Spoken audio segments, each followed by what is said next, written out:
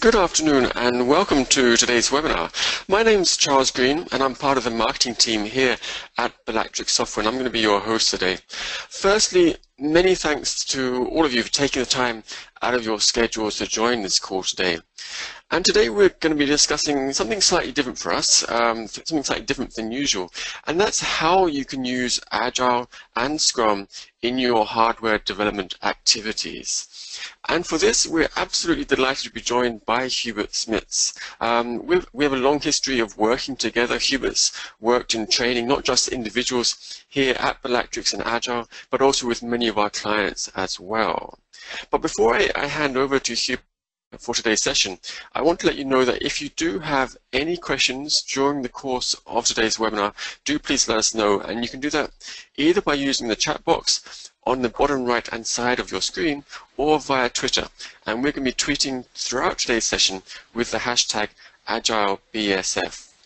But with that and without any further ado, I want to hand over to Hubert for the rest of today's session.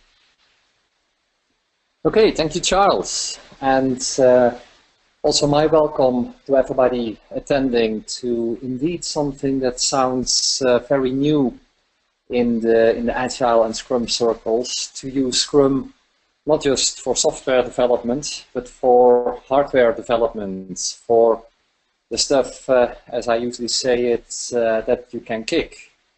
Whether that's a piece of computer hardware or a car or just a Sharpie marker.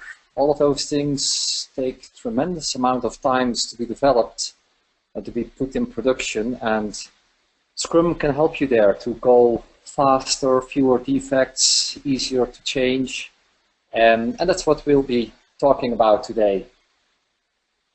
A few words about me before we jump in. Like Charles was saying, been a long time working with Belatrix and been a long time in Agile, somewhere 2001, starting Scrum trainer since 2005. Been around the world a number of times, so I've seen all kinds of different projects and teams and products being used in that Scrum environment. Researching at the moment, top of the list is, of course, Scrum for hardware. That's what we're talking about today. Definitely influenced by working with veterans and all the knowledge and experience and tremendous amount of research that they do around people and how people work in government settings. Motivation and people are the most important driver for what's happening in Scrum, for the success of Scrum. So I can't do without that as a topic of study and research. And if you want to know more, then just send me an email and I'll be happy to get back to you. But back to the topic at hand for today. If you can kick it, you can Scrum it. Developing products, hardware products, physical products, with Scrum, based on Scrum. Few slides, few words on why we would do that, then going into the principles, what's there to do with Scrum, how does lean and extreme engineering help you there, a few myths or things that if you are trying to Scrum or be Agile with your product development that you might be struggling with. Talking about practices, how do things work, and then looking at a success story. This is more than just thinking, more than just research. There is big work done being Agile, using Scrum in a hardware environment, and a good friend and colleague of mine has done work at John Deere. We'll look at that and the impressive results coming out of that. We'll wrap up closer to the hour, leaving some time for questions and answers, of course, with talking about how to start and what's happening around Scrum for hardware. But let's first look at why we would do that. And to start talking about that, I went back to the source of Scrum, that article in Harvard Business Review from '86 by Takuchi and Nanaka, where they for the first time mention a rugby team as an example, and hence the name Scrum. And what they write about hardware products being developed in an iterative, in a full-time team environment. They talk about how product development is more than just putting parts and pieces together and solving problems. They talk about a knowledge-creating company. Building a new product is engaging the team and making sure that the team learns, captures that learning, that new knowledge, but that it remains available throughout the organization. And all of that with the end goal to not just get better products, more quality, etc., but also to go faster, to be competitive in nowadays market. It takes speed and flexibility. If that was a point in 1986, we're now fast forward to the internet age, and it's probably gone up at least one order of magnitude. So let's grab that sentence. To be more competitive, it takes speed and flexibility. How do they think about that? What's at hand there? Getting product improvements to market is what leadership is all about. Leadership leads, leadership sets goals, leadership creates new ideas, new products, and then relies on development teams, engineering teams to build that product. And then product out there, put in the market, learn from the market, see where the market wants to go, and leadership develops their next ideas, and there's a continuous circle. If you want to go faster to market, a shorter circle is the better solution. And if we look at nowadays hardware products, physical products, that circle is easily months for a simple product. Take example, a little Sharpie marker. You can't imagine it, but it takes 3 or 4 teams about half a year to get the next version of that Sharpie marker to market. If you look at cars, a true new car, the next version of your Toyota Prius or your Honda Civic or whatever your favorite car is, takes between 7 and 10 years. So the true problem, to make that clear, that Volkswagen is struggling with at the moment, with all those hassles around their diesel engine, is not so much the legal and punishments coming out of that, but to get a better diesel engine on the market. That's going to take them a decade, and that should be faster, and that can be faster. That is what Scrum for hardware is all about. So what's happening? What are Takuchi Nonaka talking about, and how do we apply those Agile Scrum principles, the iterative principles, to this leadership, delivery, inspect and adapt structure? Is that leadership leads, leadership wants an improved product or a new product, and as such creates instability in the organization. We want something new. Something existing you can manage, you can tweak and tune and optimize and do faster and faster and better, but something new is an instability which needs to be developed. Product development is not a command and control game. Product development is a creative process where people have to discover solutions. It is what Takuchi Nonaka call a knowledge-creating company. New knowledge is discovered, is created, and that's best done in self-organizing teams. Small teams working together, and within the team, all necessary disciplines, all necessary skills to make that discovery, to create that breakthrough. Not the classic handovers from big thinkers to detailed thinkers to builders to testers, the classic waterfall solution, but give a goal to a team and let them solve that problem. Do that in small steps, do that with rapid iterations so that when failing happens, you fail fast and you fail early. The Scrum way of building products. And then we have an end result. Then we can move that product, that new knowledge back to leadership, back to the markets, and the circle continues. So we've got basically a set of circles within a smaller circles. We got the famous or the known Scrum sprints into that larger product release cycle that leadership wants so much. So what's the role of the different participants? Leadership leads, like I say on this slide, and that's quite different from what's often happening. Leadership is not the same thing as management. Leadership you need to apply when something new has to happen.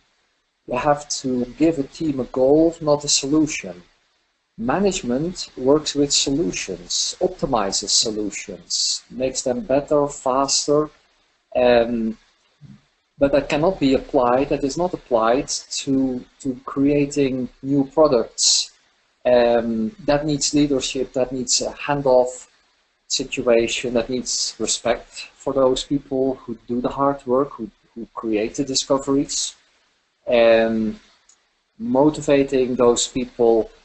I came yesterday evening out of a discussion about Agile leadership here in my local environment in Boulder in Colorado, and it's amazing how much, almost psychology of leadership there is involved.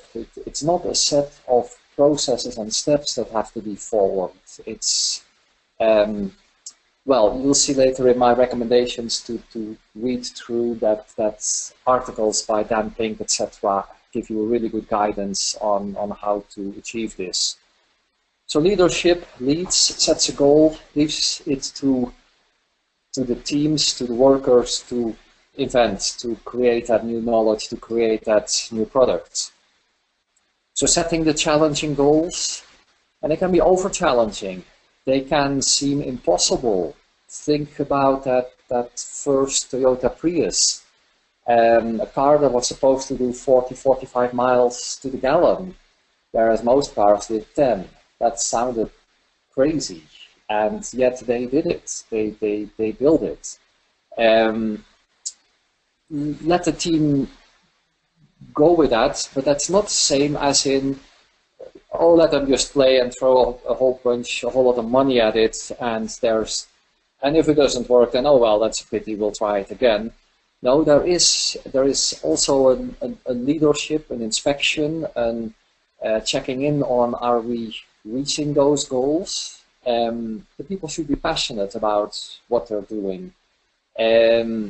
Scrum helps enormously with this way of building products, of inventing, of creating new knowledge, because it has this plan, do, inspect cycle. So throwing a challenge at a team is one thing, and then every couple of weeks, also in hardware, there is results. There is real product that can be inspected. There are also real failures that can be inspected and learned from, and next plan can be driven. So that's the good part of leading product development. By doing so, the organization will change. If your organization currently develops their products in a waterfall, in a handoff way, big design, detailed design, development, testing, and that moves into an iterative way of developing your products, your physical products, the whole organization is going to change. People are teaming up differently, people get new responsibilities, new freedoms. Trust needs to be built within that team, between teams and leadership. You're in it for the long haul.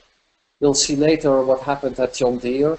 That is not just run a few Scrum Master classes and now we have great products and we develop really fast. That's a process of several years to do that in one business unit, and the others are still following up on it and working through it. So be ahead for a very interesting, but definitely a challenging ride. Your organization as a whole will change. So that about the bigger concept, the bigger picture at the top of the organization, at the leadership level of the organization. Moving towards the detail of the how-tos, I assume that you know about Scrum. So I'm not going to spend a whole lot of time on this slide. This is core Scrum as you know it, and using Scrum in hardware is not any different. Starting with a list of things to do, a prioritized and ordered backlog that will then run in very small steps, 2-week, 3-week cycles, through the classic whole team planning for the next week, defining what needs to be delivered, what is the sprint goal, what do we want to discover, either succeed, that would be great, or fail, that is still a good learning, and laying out the work to do that, and then just do it. Work for a few weeks, the daily inspection, the daily scrum, to align the people in the team, to communicate between them, to draw out a plan for the next few hours, for the next day, so that we have results at the end of the 2 weeks. And we can run the classic inspection, the product, the delivery inspection, the review, and the team inspection, the retrospective. The key difference in, and you might even wonder whether it is a difference, but one thing to highlight, and we'll hit back on this when we talk about myths and why people think that Scrum doesn't work in a hardware environment, is that product backlog versus shippable needs to be well understood. A product backlog is a list of product features in an order that suits the product owner. If you oversimplify that, then you're building products step by step, and at the end of every sprint cycle, you have a real product that really works and is shippable and can be sold in the market. It doesn't require much thinking to understand that, certainly not with a complex product like a car or a combine harvester, but not even with something simple like a Sharpie marker, you can do this in a couple of weeks. What you can do is put at the top of the list what is most crucial in terms of product and product decisions, and then check the results of your work against that most crucial decision at the end of the sprint. Take that Sharpie marker, for example. Say that the current Sharpie markers are considered too smelly and that people are moving towards another brand because they don't like the smell. Then top of the list is probably something around the actual smell. Can we make that go away, or maybe we want to smell it like roses? And does that still allow that easy writing, that non-fading, that permanent ink that everybody likes so much about Sharpies? Other things may follow. Other things might be like longer lasting ink reservoirs, or a different ergonomical shape of that marker, or this or that or the other. But if the key thing is smell and readability, then that goes top of the list. And can we produce a Sharpie marker that in 2 weeks, that holds new ink, that smells like roses, and then inspect the results? How easy was it to do that? Did the ink and the perfume work well together or not? Those are measurable results. Those are facts, and that's the core of Scrum. That's empirical decision making. That's what we're looking for in Scrum for hardware. So if you make a product backlog, you build a product backlog, it's ordered, then it's ordered in that sequence that will bring your most important learning all the way to the top. Yep, that gets complex if you're thinking car or if you're thinking combine harvester. It's absolutely complex if you're thinking multiple teams, etc. But product development is never simple. It's a waterfall process with a lot of planning up front. All that simpler? No, it's not at all. It's if anything, it's harder and it fails all of the time. So it's possible. We'll look at results later on, but those are the key things that you got to think about when you move hardware to an iterative process, to a Scrum process. An example that's really popular in the circles that I work in is the Waterfall process for the F-35 fighter jet development, which is a horrible over-budget and over-time project. Big embarrassment for everybody involved. It's a huge waterfall process, and all the parts of it don't align well, despite all the planning and all the design and all the smart people. Scrumming a similar jet, the Saab Gripen, it works. Things out there flying, being sold, program cost lower, and it still iterates. Every 6 months there is a release of a new upgraded version of the jet. So that's the most visible example. Yeah, definitely on this slide because it's so spectacular. We're going to look at some more down-to-earth things and probably closer to the business you're running. But let's look at a few examples. Let's work into some things that we're often struggling with. Back to what I just said about prioritize your backlog and put the most important features at the top. Here's an example created by Joe Justice, who's one of our thought leaders. Joe is doing a lot of work around Scrum for hardware and Scrum in manufacturing. And in his spare time, I don't know how the guy is getting that, but in his spare time, he builds cars.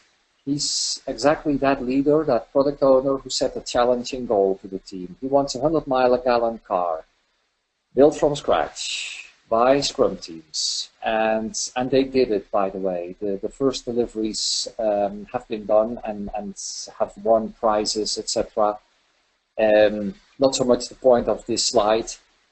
But to show you, to point at a few things. Building a car with Scrum sounds like something you cannot ship every 2 weeks. Actually, and I'm building a car like this, actually we make something shippable every 1 week. We have 1 week sprints. And here's an example that I am currently working on. And the whole suspension brake system for that car. We've sliced up our car into modules. So what we're looking at here is a brake / suspension module. And the whole car is like this. We've got an engine module, we've got a steering module, we've got modules are what in story language is called an epic. It's something that on its own is standing by itself, it's working, it holds together, etc. But it's built up out of smaller parts. Epics are built up out of stories. And in our language, modules are built up of components of smaller parts. And smaller parts could be just that one angular mounting bracket to hold a suspension in place. What's now the new thing, and we'll see more pictures of this coming up, what's now the new thing is that we're not developing unique brackets. We're developing a bracket with a certain interface, with a known stable interface that can be used for very different solutions to, in this example, suspension. This is a suspension for a car that goes on the road with a family in it, and they drive to their camping site, and they're taking a tent and a couple of kids. that needs to be comfortable, and here's the suspension for it. Other people are building a race car. A race car suspension is not that comfortable. It doesn't need to be. It needs to be light. It's basically just a few blocks of a certain foam, and that's doing a perfect suspension system for a race car. The interfaces, however, those mounting brackets at the top, are exactly the same. Only they sit in a different place. They will not have a classic suspension mounted to it, but just those blocks of foam mounted to it. And at the bottom parts, the brake system is again exactly the same. So an existing brake system can be mounted to an existing mounting system for the suspension, but what sits in between, the suspension itself, is different. We have known stable interfaces, and we've got objects that we can exchange within the interfaces, and the rest of the car is not hindered by it. We can run a race car suspension in an electrical wiki-speed car. So that's one part of thinking, which helps us enormously with building products in small parts, the ability to change a small part, to test a small part by itself, and to prioritize our backlog. If the suspension is critical for that race car, it will go top of the backlog. It will be developed first in a number of sprints, and every sprint will give us measurable results that can drive decisions for a next version of that race car suspension. So that's the basic thinking around deliverables, shippable. Another thing that we're incorporating in Scrum for hardware, just like extreme programming is used in a software environment, which you may or may not be familiar with. If you're not, don't worry, I'm not going to talk long about it. Extreme engineering, as you may call it in a hardware product environment, brings practices that enable that short-term thinking, that shippable delivery in a matter of 1, 2, 3 weeks thinking. No longer handoffs from the one group to the other, no longer a handoff from a core technical solution to an industrial design group. Nope, those groups are together all the time when all of them have a role and activity in the actual product development. Working together in pairs so that the electrical engineer can see what effect his decisions have on the mechanical engineer's problems, and vice versa. The mechanical engineer can see how her decisions influence electrical solutions. Bring it together. That's what extreme engineering brings to the solution, and as such, it's one of the practices, set of practices within that Scrum for hardware environment. Whole team, to make you a few examples of extreme engineering practices. I visited and did a little bit of work with Boeing. Here you see whole teams, not so much in product development, but this is actual manufacturing, which you can do with that Scrum concept. Whole teams work on parts of a Boeing. Building a plane is an orchestrated activity between multiple teams.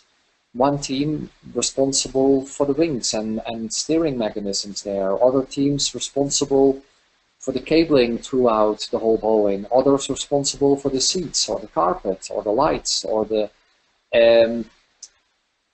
whole teams working together, whole teams running a sprint. A sprint could be putting seats into a Boeing 737, and then run a review, an inspection, and a retrospective at the end of one cycle of installing a number of seats at the end of a sprint. You can Scrum product development, you can Scrum product manufacturing. Another common myth, if you like it, is that it's very hard to run product development when you have a large set of regulations to comply with, that it's necessary to document, to design before you can start developing, because otherwise you won't get through your audits. Well, it's totally not true. That Wikispeed car, the picture on the right here is the basic frame of it. Got developed in a CAD/CAM solution, got built. Everything looked right in the simulations. Then they ran an actual crash test, which is expensive. If you build this whole car based on your savings account, then you don't want to run those tests each week or each sprint. Run it once, collect the data, and after that, keep simulating. Government accepts that. It's auditable, it's trackable, it's traceable, and therefore you can iterate your solutions within that regulatory compliance in a perfectly acceptable way. So regulatory, it is caught by lots of documents, by lots of steps. Here's some data, again, collected by Joe Justice in his work. Huge steps, like at John Deere, 800 process steps. Bosch, way over 800 process steps to guarantee that quality, to guarantee that compliance. Actually, it stopped them from developing, from getting products out. It's not necessary. Auditors are not interested in the number of steps or the height of the pile of paper. They're interested in the traceability. And with Scrum and the right tooling, you can create that. You can create that in hardware. So regulatory, again, a myth that's not true at all. Simple design. Here's that whole Wikispeed car. When runs 100 miles a gallon, is accepted as a roadworthy car by the US government. Wikispeed is an official car manufacturing company. This is how simple it is. It's a basic set of modules, what we talked about earlier. Each of the modules can have its own life, its own set of improvements. The object-orientedness will keep it together. And yes, there are CAD/CAM drawings. Yes, there is documentation. It's more than that drawing on a napkin on the left. But it's how it started. And the true product, the final product, has not become more complex and more unmaintainable. It remains that set of objects with known interfaces that remains maintainable. Some people are building this concept into a truck, others are building it into a golf cart. Some are replacing the fuel engine with an electric engine. Some people are building a race car out of this concept. It's all possible. So that's what's summarized in the next slide. And yeah, the end result does look like a really sexy car, and it did win several prizes for what they achieved. Good. On to working up to and managing my time a little bit to a few last concepts, and then we'll look at that John Deere case study. Continuous integration. You see here a current version of an electric car. Still same Wikispeed concept. You can recognize that frame in the middle. Steering system is not really changed. And yeah, those battery packs are kind of hanging out on the sides, which is not the most sexy of solutions. But that comes later. The first thing is, can we cross the barrier to remove that object called engine, replace it with an object called electric engine, and solve the issues that it's throwing at us? The issues are, can we add enough batteries to have a range, an acceptable driving range? Later on, lower in priority on the backlog is to maneuver those batteries somewhere in a more elegant place, so we can go back to our sleek looks that you saw in the previous picture, but all of that is not influencing shippable and inspectable. Object-orientedness, here is a couple of examples. I've mentioned it already. We're working hard with experts in object-oriented architecture to create definitions. Object-orientedness is well defined and well exercised in the software environment, but it was never set up or designed to be a software solution. It's set up to be an everything solution. The people who did write the original documents, who did do the original thinking on object-orientedness, object-oriented architecture and design, are now within the Scrum for Hardware team to make those documents readable, applicable to our hardware environments. A lot needs to be done. Let me not try to sell you thin air. A lot needs to be done there. We're sitting at the very early stages. Companies are working with it. Here's an example of what Volvo is doing with their scalable product architecture. BMW is doing this. Others are doing it. It's in the beginning stages. Oh yes, it's. I've been in Scrum and Agile since 2001. And at that time, we had those issues in software. We have those issues in hardware. It's not something you can buy. It's something that we all have to develop. It will be developed differently in an product like Sharpies than in a product like what's on the screen here in Volvo. It is, but we can do it. That's the convention that we all have. Okay, on to that case study, because talking about principles is one thing, but does it work? So here's work that Joe Justice, one of the consultants and fellow Scrum trainers at Scrum Inc., has done. He was the lead consultant in John Deere. He's also the founder, the starter of Wikispeed, that building a 100-mile-a-gallon car. Has been doing, together with George Thome, the John Deere program manager. They took on, back in 2012, a huge problem in John Deere. Basically no products coming out of the factory, no new products. They were totally running on existing products, on their excellent brands, and they realized that an excellent brand is at some point not gonna be enough anymore. You need product innovation, otherwise somebody else is going to eat your cheese, as the title of the book goes. So they had huge processes behind the innovation, managing risk, managing pretty much everything.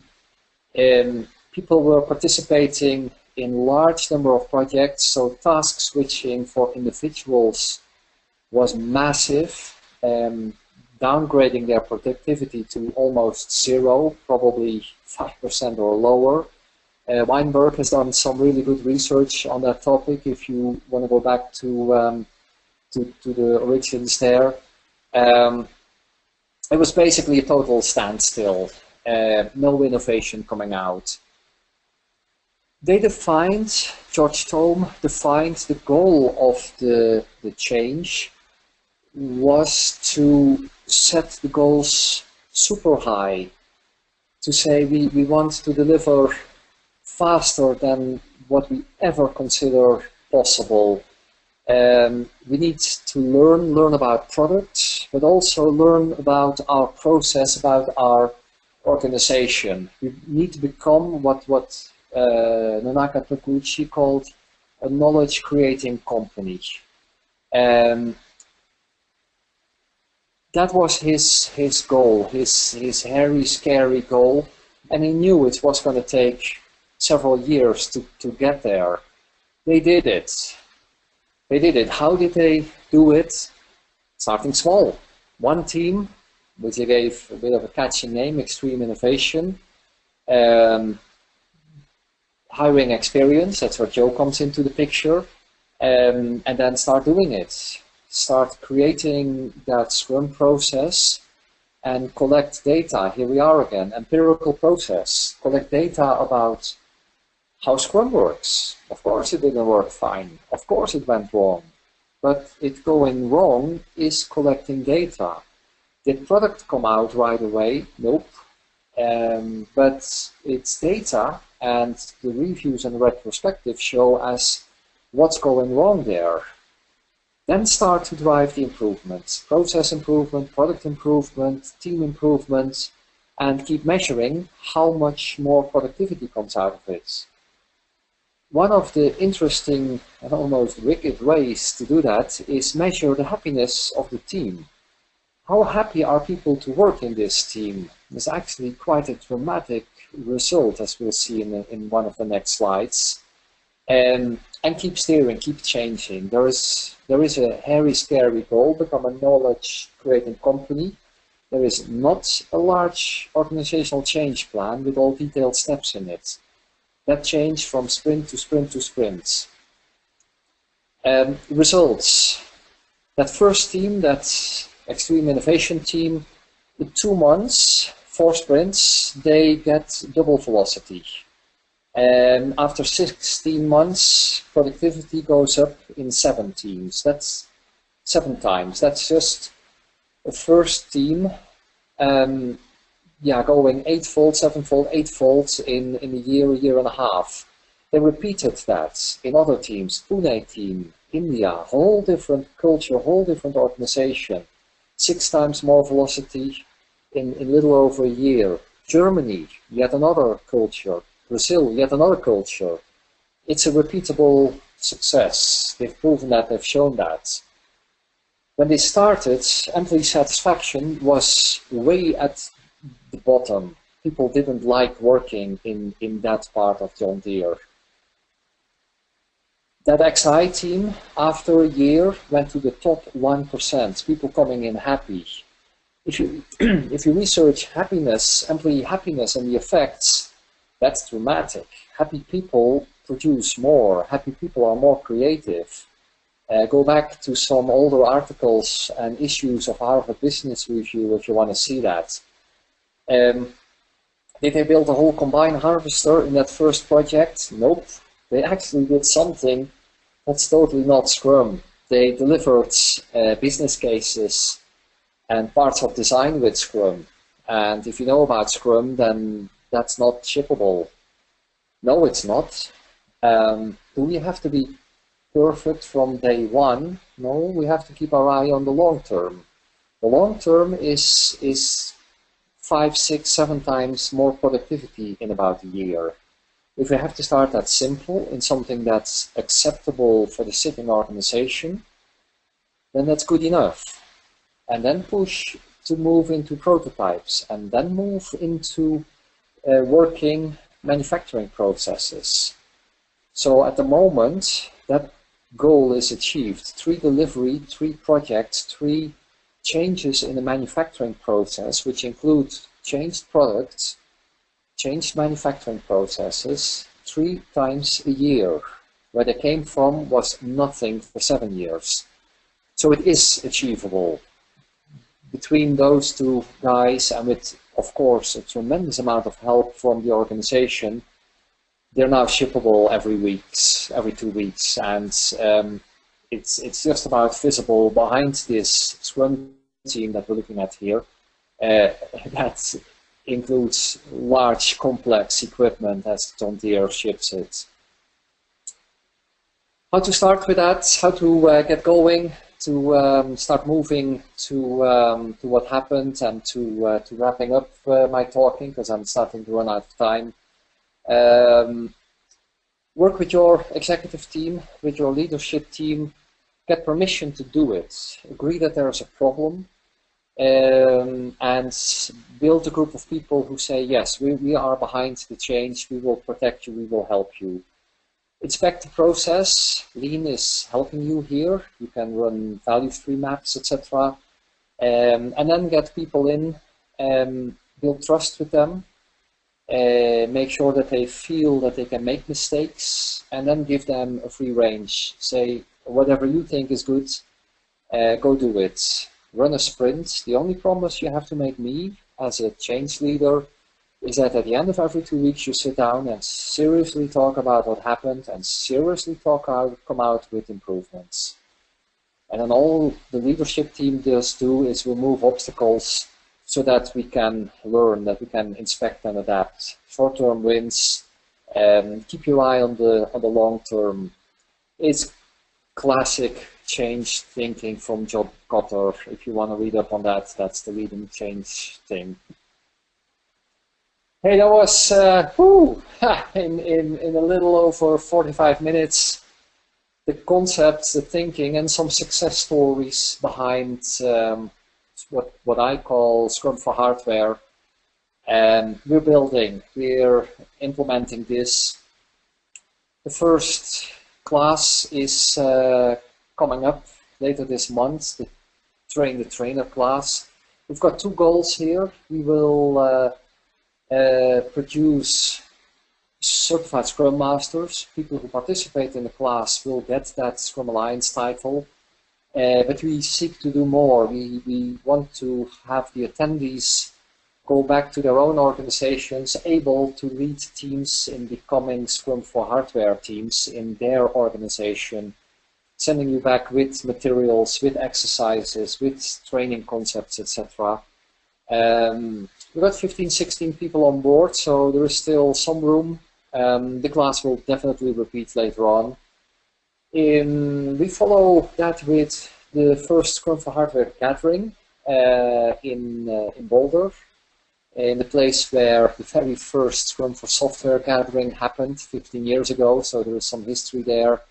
And then just fun, work on a wiki speed car in my garage in Boulder. If you want to know more about it, scrumforhardware.com is the place to go. Ping me if you want, and I'll get you there. But that's what's happening. A lot of the background information, the concepts are also on the scrumforhardware.com website. Go explore if this intrigues you. That leaves the question, what's your questions? As this was my talk, I'm going to switch to Skype, where I expect some questions, or they might be with Charles. Charles, what questions did come in while I was talking away towards my slides? Well, firstly, thank you very much, Hubert, for the presentation. Absolutely fascinating. So just to remind everyone, if you do want to ask a question, you can do that via the chat box on the bottom right-hand side of your screen, or you can do it via Twitter with the hashtag AgileBSF. And you're right, Hubert, as you were giving the presentation, a couple of questions did come in. And the first question is, how can how can Scrum be applied to hardware test activities? I know testing is critically important. So how can you apply that to hardware test activities? Okay. Thanks for that question. I think there's 2 sides to the answer. First of all, with product development, with knowledge creation in the Scrum for hardware concept, testing is not a separate phase. It is in classic project management, in what usually goes by the name Waterfall projects. Then there is a handoff of a complete product to a team that will do testing. That can be at a regular base, that can be totally at the end. Doesn't work all that well. If you look at results published by the standish groups, something like 8 out of 10 projects in a waterfall structure run into trouble, fail altogether, run late, don't deliver what the customer wants, etc. So late testing is not the way to go, and it's also a very expensive way to go, because late found defects are very expensive to fix. Got something more to say about that. That's not the last word on late testing. But to illustrate that continuous testing is what we want. And that's scrumming, that delivering a finished component at the end of every sprint. Finished, or what Scrum calls done, means that the testing has finished. That means that if we create a new bracket for that suspension, that the bracket has been designed and has gone through some CAM simulations that, yep, with this material it looks like it's strong enough and it can do some crash tests, etc. Then we put it into the suspension. We make sure that our known stable interfaces work with whatever we connect it to. Is that a race car? Is that a family car? Is that a classic brake system, or is that a race car braking system? And we test it to the furthest of our abilities. That means in a setting where we can do vibration tests, etc., those have run in the sprints. If vibration breaks that mounting bracket, it breaks in the sprints. If strength is a key test, then our testers who are part of that Scrum team have found ways to test the strength of that new bracket on our car. That could require new testing tools, like a vibration plate or whatever you need there. But the whole goal is to do it all the time. Will there be an end testing? Will there be a moment where that whole car has been assembled and it now goes through final road tests with somebody from government keeping an eye on it, etc.? Yes, that's very likely unavoidable. Some products it might be avoidable, like the Sharpie marker. Others it's not. But the components have been proven. The components work in a real integrated setting. So you get a very different role and behavior of testers in that Scrum framework. The thinking that you want to apply is that testers are not in the project to find problems. Testers are in the project to prevent problems from happening. That gives a whole different scenario. That's my short summary on it. Are there other questions that came in, Charles? Okay, excellent. Thank you, Hubert. We have one more question which has come in, and it's probably quite an easy question for you to answer. But that question is, how can I become a Scrum Master? Okay, a Scrum Master requires, certified Scrum Master to begin at the beginning, is a certification. It's administered by the Scrum Alliance. And what you need to do is to go through a Scrum Master class being taught by certified Scrum trainers, people like myself. Those classes will give you all the information, and the way I run them, they will give you a whole lot more. They will give you much more background information. They will show you real-life scenarios. There will be exercises, etc. Work around estimating, for example. And then you're ready to take the tests from the Scrum Alliance. And after taking the tests, you're certified, you're CSM. Like I said, with that page around events that are coming up, the first bullet here on this slide, the Scrum for Hardware Train the Trainer class, is a certified Scrum Master class. It is totally geared towards hardware. The word software will be used maybe 5 times, out of which 4 are to explain that we don't talk about software. It is about hardware, yet all the Scrum principles as defined in the Scrum Guide are covered. We're meeting all the learning objectives from Scrum Alliance. So after taking this hardware certified Scrum Master class, you're good to go to take the test and to become a certified Scrum Master. More of those classes are being planned at the moment. But that's the basic answer to it. Okay, excellent, thank you. And I see at the moment we don't have any further questions at the moment. Let's give it just a few more seconds in case anything comes in. As just a reminder, you can ask a question via the chat box or via Twitter. But I see we don't have any further questions, and we're nearly at the top of the hour now. So Hubert, do you have any final comments you want to leave the audience with?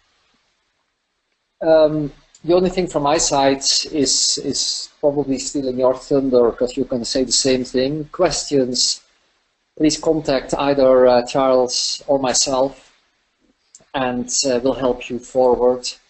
Happy to start that conversation and to guide you wherever I can. Okay, excellent, thank you. And just to wrap up then, see we are much close to the end of our session today, but a very big thank you to you, Hubert, for joining us today, for sharing your expertise. It's been a fascinating presentation, something which is new for us, and I'm sure probably new for many of the listeners as well on the call today. Just to remind everyone, a recording of today's session will be available within the next 24 hours. We will also be sending out the slides as well. We'll be sending out those slides tomorrow. And as Hubert mentioned, if you do have any follow-up questions, please do reach out to either Hubert or to myself. You can see our questions there. You can see our emails there on the slide. But with that, I would like to say many thanks to everyone and wish everyone a very pleasant rest of the day. Okay, thank you, Charles.